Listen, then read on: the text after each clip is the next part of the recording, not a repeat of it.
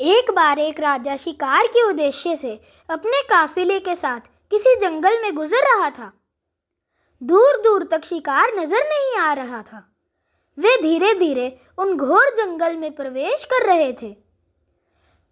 अभी कुछ ही दूर गए थे कि उन्हें कुछ डाकुओं के छिपने की जगह दिखाई दी। जैसे ही वह उसके पास पहुंचे कि एक पेड़ पर बैठा तोता बोला, पकड़ो पकड़ो, एक राजा आ रहा है। इसके पास बहुत सारा सामान है।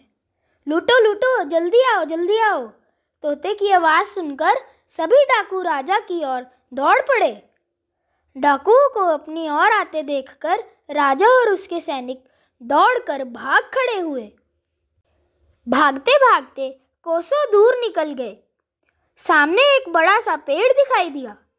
कुछ देर सुस्ताने के लिए पेड़ के पास चले गए।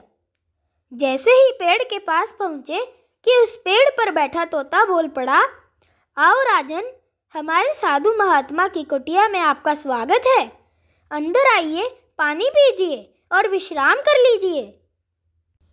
तोते की इस बात को सुनकर राजा हैरात में पड़ गया और सोचने लगा कि एक ही जाति के दो प्राणियों का व्यवहार इतना अलग अलग कैसे हो सकता है। राजा को कुछ समझ नहीं आ रहा था। वह तोते की बात मानकर अंदर साधु की कुटिया में चले गए।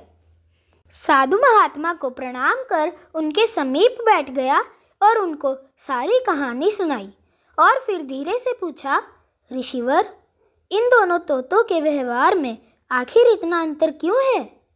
साधु महात्मा ने धैर्य से सारी बातें सुनी और बोले, ये कुछ नहीं राजन, बस संगति का असर है। डाकुओं के साथ रहकर तोता भी डाकुओं की तरह व्यवहार करने लगा है और उनकी ही भाषा बोलने लगा है। अर्थात जो जिस वातावरण में रहता है वह वैसे ही बन जाता है। कहने का तात्पर्य यह है कि मूर्ख भी विद्वानों के साथ रहकर विद्वान बन जाता है और अगर विद्वान भी मूर्खों के साथ रहेगा तो वह भी मूर्ख बन जाएगा।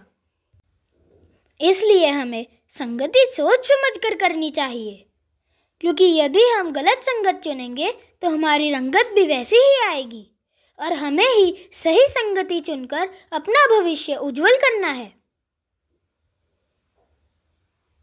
हंसते रहिए, मुस्कुराते रहिए, मस्त रहें, स्वस्थ रहें।